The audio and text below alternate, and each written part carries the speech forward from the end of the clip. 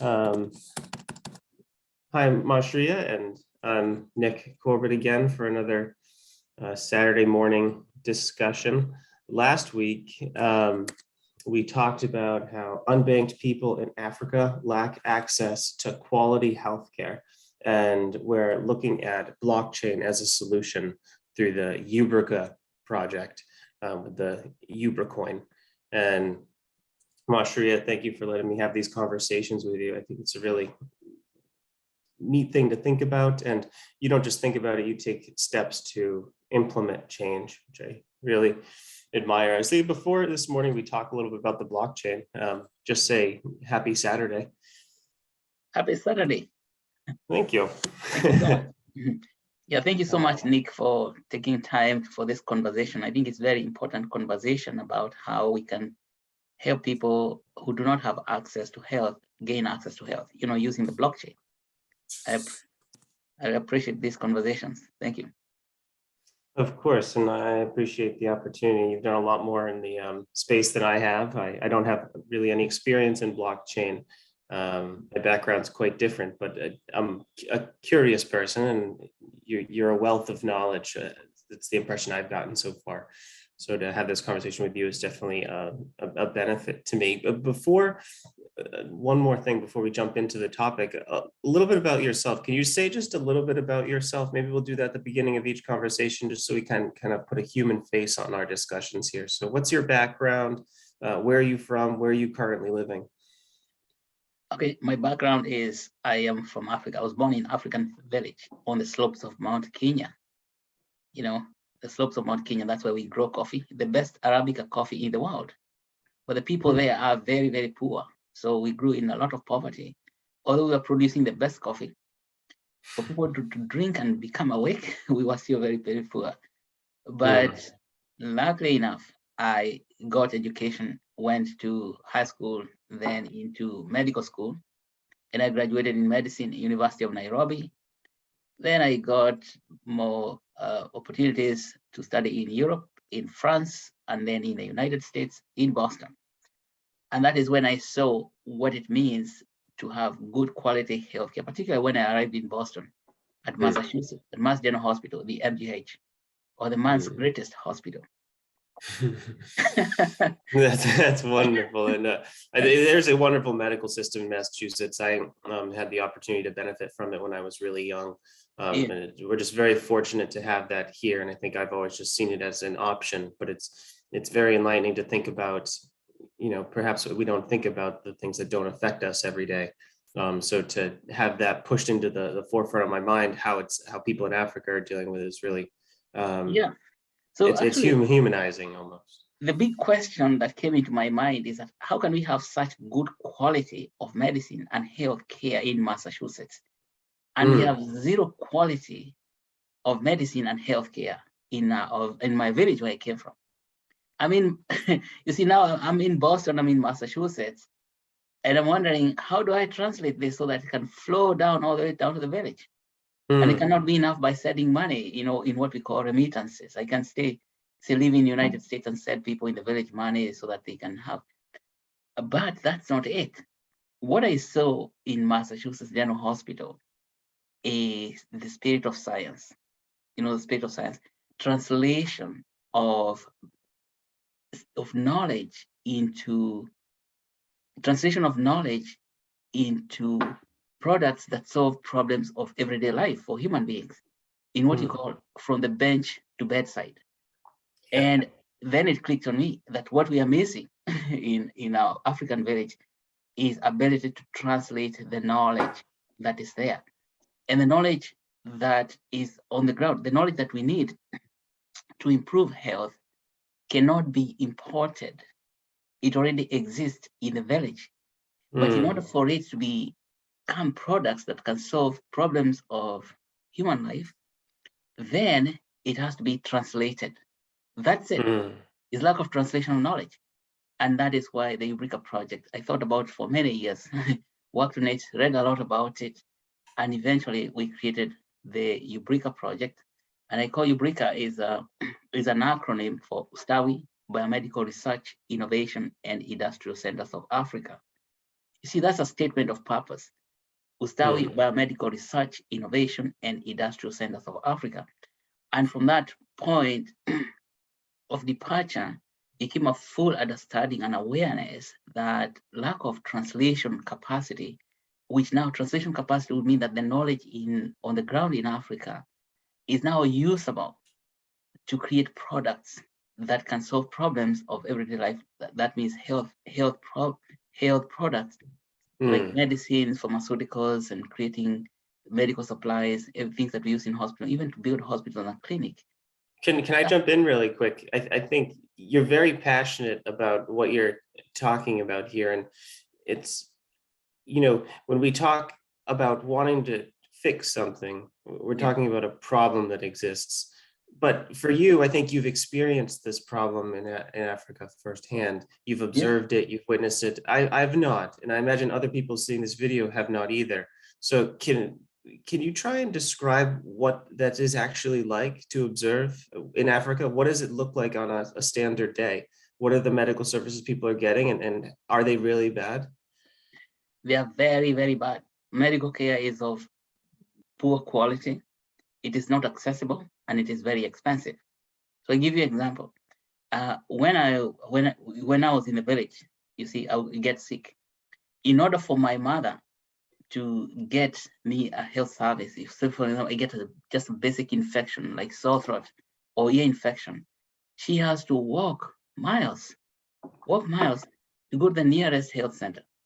And that means when she's walking for miles, and when she gets to the health center, it doesn't mean that the child or the baby is going to receive care right away. She has to wait and wait and wait and wait in line. And many mothers, when they do that, they wait, the disease gets worse, and most likely the baby dies.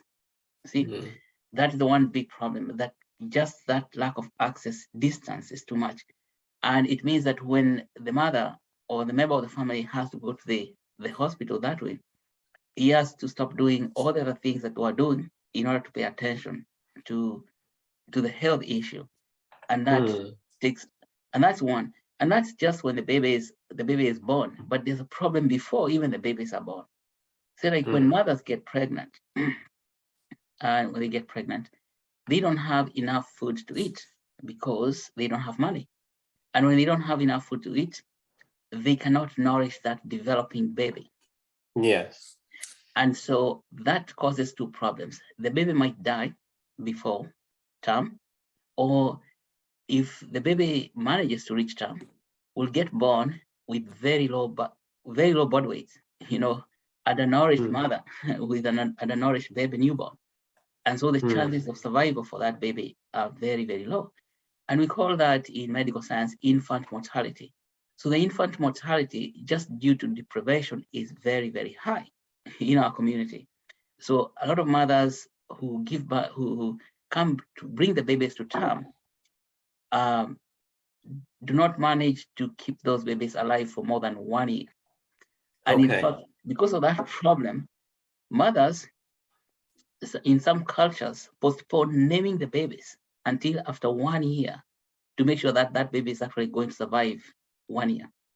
So in our culture, where I come from, because a lot of babies die, we have structured a way of bringing them back to life. By the next baby who gets born, we give them a name like karaoke. Karaoke means resurrected ones. Or Joki means that returned one. Here, it's in the culture. Wow. Huh. Yeah. that is fixing the infant mortality, which is very rampant. So if you hear a name, somebody known as karaoke, that was not the original name. That is a person, is a replacement of the baby who died due to infant mortality. And if you have someone called Jockey, it's the same thing. It's a baby who died due to maternal mortality, due to infant mortality. But before even infants come to be their mothers, mothers who are not well nourished are not likely to bring the baby to term because they die during pregnancy. So we call that maternal mortality. If you look at the literature in the World Health Organization, you will see that maternal mortality is very, very high. And in one particular community in Kenya has the leading incidence of death of women due to pregnancy. maternal death. That maternal death does not happen, say here in the developed countries, doesn't happen in the United States. It is a mother should not die because she got pregnant. But mothers dying because they got pregnant is just the order of the day. It's just kind of common. So I like the way that you go about looking at that. So it's almost like you looked at it big picture and then slowly provided things for the individual parts of the big picture that are also against the odds of survival. So there was like the healthcare system itself is poor quality, might not even offer services.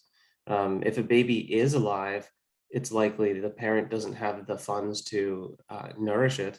And then the mother parent, it's likely she's quite unhealthy as well, malnourished, underfed, and it's unlikely that she might even give birth. And then once kids are born and do succeed, they're given names representative of the dead. So it sounds like quite a situation. I'm curious if we just really quickly talk a little bit more about that cultural practice of naming the babies for those who have not survived. Would you say that Africa is I have some ignorance here about the religious practices in the African continent. Can you just give me a little bit of context, kind of show the human side of the population we're discussing here? Yeah, bring some color. Cultural context. That this way I grew up.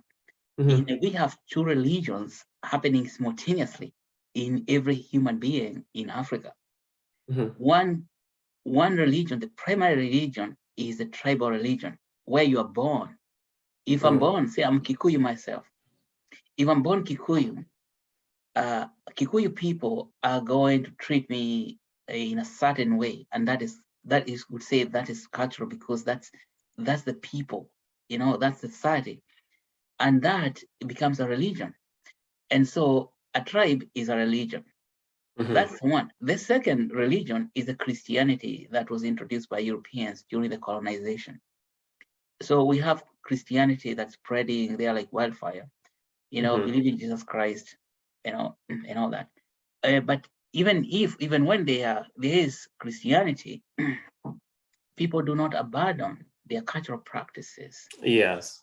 So they happen simultaneously, although there's now conflict, severe conflict, because the Christian message, the Europeans who came to colonize us in Africa said that those traditional religious beliefs were barbaric. And so, and of course that message was very, very strong, and many churches would persecute people. And see, now we see, in terms of naming babies, or naming how names are generated, names come from the cultural practice, the traditional, you could say traditional religious belief, which is in the tribe. For example, my name I'm named after my grandfather. So it's a continuation of life. That's called eternity. So I have the spirit from the tribal speak. I have the spirit of my grandfather in me. And that means that my grandfather was born again in me and continues to live. And that causes generation continuity. And so when a baby dies, it means that the person who was going to be named has died. And so that baby has to be reborn again or resurrected so that that person can be named. And that person is known as jockey or karaoke. It's a resurrection. The soul, the reassignment of the soul to a different vessel. Yes, that's it. It's like to assign, so that the soul is assigned to a different vessel, so that the soul never dies. And that is it so when an individual is named for someone who has died, is that individual vessel containing two people, or is that person only the resurrected? Well, it means this, that people, from the spiritual perspective, a person naturally never dies. We have this eternal life. Okay. It's the same spirit. So we are one and all. We are one and whoever we become, right? And I think it's the same thing with the Christianity, because they say I and my Father are one. So it's a you could say super spirit that lives forever and ever. That's called eternal life. I see. But Let's that is, come back real quick, yeah, if we can come back to the word you said, the tribal religion. So yeah, there's in Africa we have the tribal religion and the religion of Christianity, yeah, and Christianity takes many different forms, many different implementations, but it has a few pillars that are upheld across the I think what's Christendom we say. yeah, So, but if we come back to tribal religion, I just want to offer a point of view that perhaps we have a nationalism in the United States. People have a nationalism in many different countries, and I would say that that nationalist vibe that permeates a society is actually similarly a tribal religion. There's the religion of the state, and there's the religion um, of the higher realm, the godly realm. yeah, Um, would you say that that's kind of true? Because I feel like when people hear the word tribal, they think uncivilized, and they think that pre-colonial mindset that these people need to be taught. But I just want to see, is that not what we're saying? Is it more just there's the civic religion, which may or may not have spiritual undertones, and then yeah. there's the higher religion as well. Would you say that's accurate? It's accurate. And thank you so Yeah. much for making this distinction. When I say tribal religion, I mean traditional religious beliefs. That's what Mm, is now labeled as tribal religion. But really, what's not tribal is traditional religious belief. And those okay. traditional religious beliefs, they actually are not any different from Christianity. The Christian faith and traditional religious beliefs are actually the same, because if you read the Bible and the New Testament, throughout from the Old Testament, New Testament, you will see the description of that idea of eternity, Mm, and that idea of the soul living forever. It just moves from one person to the next generation to the next generation, so we are there forever. And that is in a genealogy sense. And that's why genealogy is very, very important, even in the Western cultures. And in mm, terms of what's going on in the United States, when it becomes tribal is when people take that belief and think it is their own, and then if there are people, another group of people who believe the same thing but they practice it differently, mm. then they seem to be people of a different tribe, and you can see that in the United States. That's why we have uh, so many denominations of the Christian faith. We Sure. have we have Catholics, we have Episcopal, we have I don't even. There are so many. Yeah, and Let's bring our conversation back to our topic at hand here. yeah, I like where I know you and we can find ways to go down rabbit holes, and I enjoy that thoroughly. I would talk for hours about topics, but yeah, let's pull us back to the Ubricacoin project. I was reading section 4 of your white paper, yes. and it was, I think, was that titled "Why Ubricoin," or was that just one of them? That was just one of the titles of it. But I have an essence of it bulleted down. But there was a certain quote. I think it might have been a paraphrase, but we're talking about all this stuff: religion, Christianity, culture, old culture. Let's now talk about Nonaka from 1998. Yeah, Nonaka. Yeah, Nonaka. Okay. There's just you stated at Ubrica 1. So again, Ubrica 1, I don't think we've yet defined Ubrica 1. I know we know Ubrica projects, but 1, I'm guessing, is a certain aspect of it. We said yeah, at Ubrica 1, knowledge will be socialized, externalized, combined, and internalized. I feel like that's just an interesting segue, because our other topic was a little bit more, deep about human nature. And this sounds like something that would impact human nature, or at least it. You hear the word socialized, and people tend to either get really excited or really scared in the yeah. United States. But then combined, what were the other ones? Uh, Socialized. Socialized, exteriorized, combined, and then integrated. Yeah. Okay. Can you just talk Mm. about that? Just take that wherever you want to take it. We call that the Seki model. It was developed by Nonaka and Takeuchi. Nonaka was a professor in here in the United States. He's Japanese. He's a Japanese guy, and wrote a book. That book I'm referring to is 1998 book known as How Japanese Companies Create Knowledge. And that idea of socializing knowledge means taking knowledge from the institution of higher learning, which is high density refined knowledge, to the community, which has got all this dispersed knowledge. Then you mix it. That's mean socialization of knowledge, and that's what's missing. Say, for example, when we have knowledge in medicine, or knowledge, it's appearing in the universities, high institutions of learning. And the high institutions of learning generate a lot of knowledge from research. But what research? The research should be research about the people in the community. And what's so someone in a community, from the university, has to go into the community and work with the people directly, listening to them. It's called deep listening. In that deep listening, he's going to hear what the people in the community are talking about, and then he's going to share what he's learned from the university. And if we have many people doing that, then we call that socialization of knowledge. So if we create a practice of getting people out of the ivory tower, which is the university, and then they go into the community and just work with people there, then you get knowledge getting socialized. During that socialization events or circumstances, new knowledge emerges, because when you combine the knowledge in the village with the knowledge in the university, new knowledge is likely to happen, and that's called exteriorization. So new knowledge becomes exteriorized. And when it becomes exteriorized, then it has to be combined to create new models of knowledge. And this knowledge is the one that now can be implemented. That's in the second model. Yeah. And that is what Eureka One is, that biomedical industrial city, which is a place. In order for knowledge to become, to go through that Seki, those the 4 stages of knowledge conversion, it has to be, it requires a place. A place. It cannot happen just like that in the world. There need to be a place where knowledge is concentrated. And then that place is now the Eureka One, our biomedical industrial city.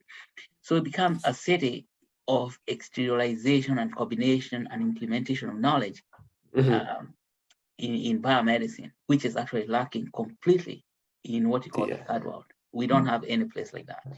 So when I was reading it, I kind of read this section of the white paper and I jotted down a phrase that I feel encapsulated what you just described there. And the phrase I wrote down was local commercialization of healthcare services.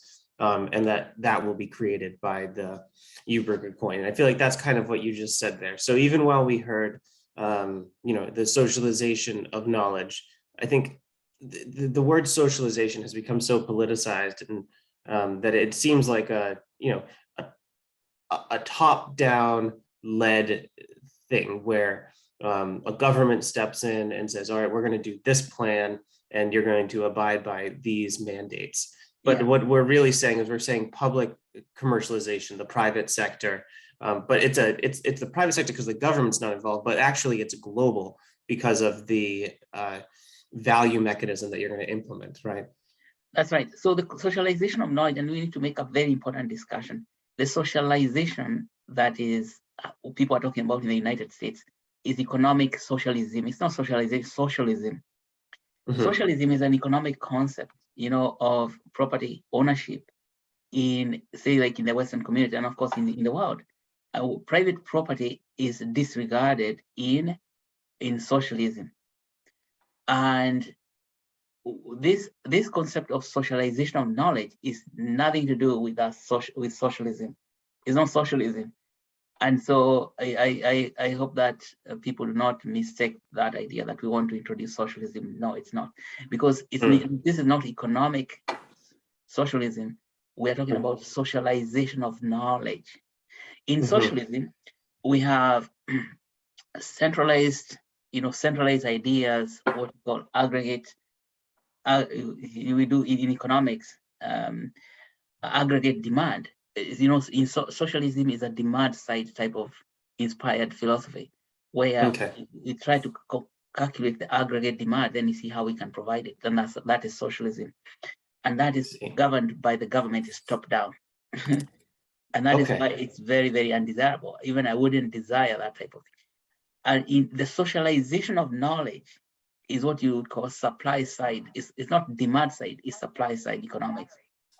And Yes. in the supply side economics, we are letting knowledge to emerge so that we can create new, surprising innovations. See, that happens when knowledge is socialized. That means shared freely by people. Because if knowledge is like light.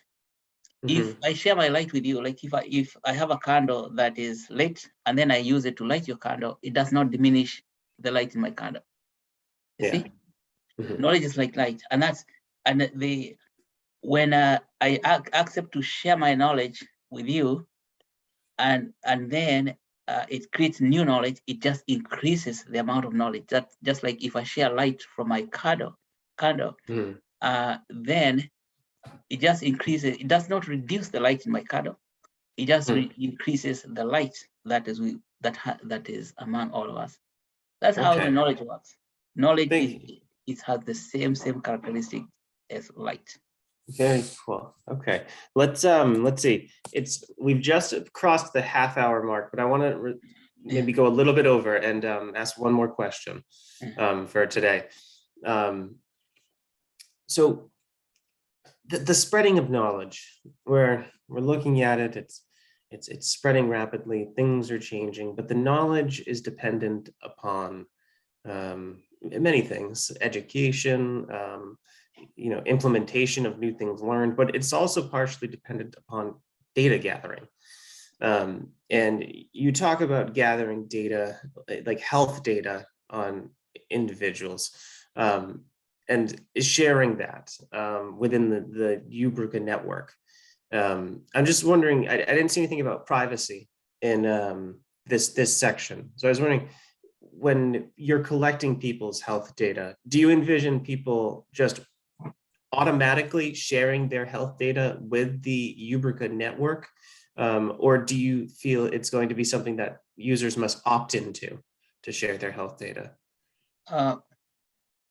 First of all, I think it's a very good point to talk about privacy, because we did not address it in that white paper, and I think we need to address it to say, how shall privacy be ensured? The privacy of data, because we have private health information, which is permanently and is very, very important.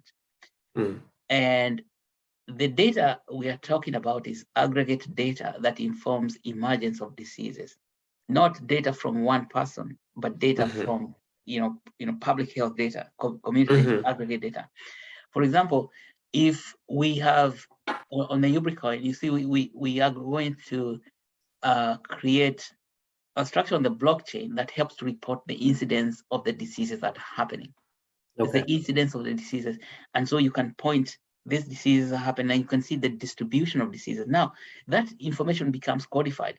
You see, right now, the way we know that there is high maternal mortality is through going there and collecting data from local people. And so the data that we have right now about distribution of diseases is very, very inaccurate. It's not enough, because it does not actually reach the community. A lot of people are having health problems and nobody knows about it, nobody talks about it, because we do not reach that data.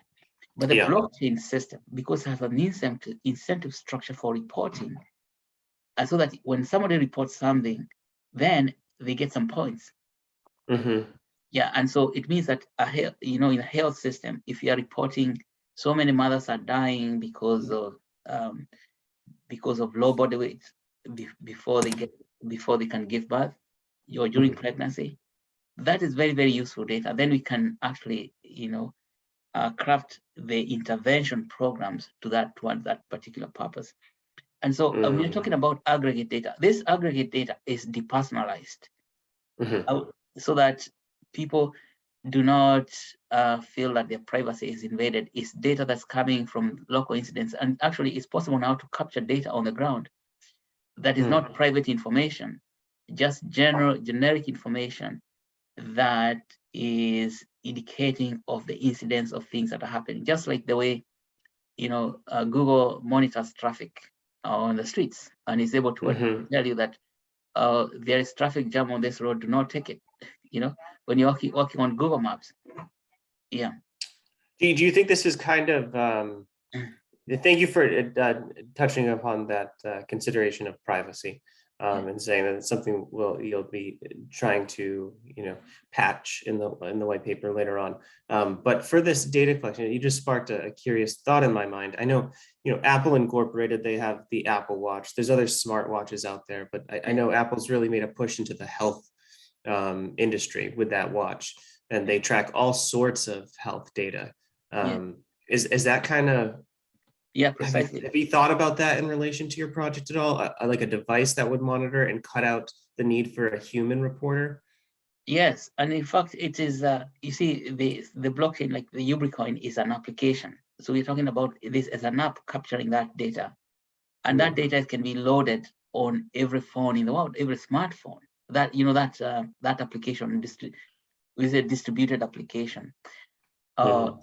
Decentralized application like these blockchain apps.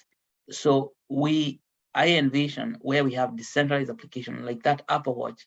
Apple Watch collects data using apps, and so what we have to do is create apps on the blockchain that collect data like that. The beauty of building them on the blockchain is that the blockchain has a reward system. So it incentivizes people to share data, high quality data. And the quality is determined by general consensus.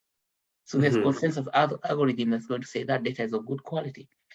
And that way, we now start capturing the actual distribution of diseases in the world, rather than the kind of distribution of, that we have right now that is based on data that is totally inaccurate and inaccessible. Yeah. Okay. I think it's very, very powerful. Yeah, I think so too. All right. So I think, I had a list of many, many things for our discussion today, but I knew we wouldn't get through all of them. I like how rich our conversations are. So we can wrap around to this. Kind of what we'll do next time is we'll package what we just talked about into a statement, and then we'll build on it, and we'll take the roots from this conversation and build the garden of discussion that will come from it. And I think what that conversation will begin with next time is talking about the fact that there are 20 billion UBN coins in circulation, and how a brevis is 1 billionth of a UBN.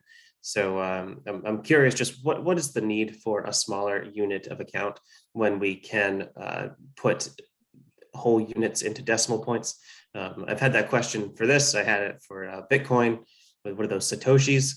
It just seems like a thing that happens in society just to help us make us understand something, but that actually doesn't have any practical effect. But still, there's so much to unpack about UBN.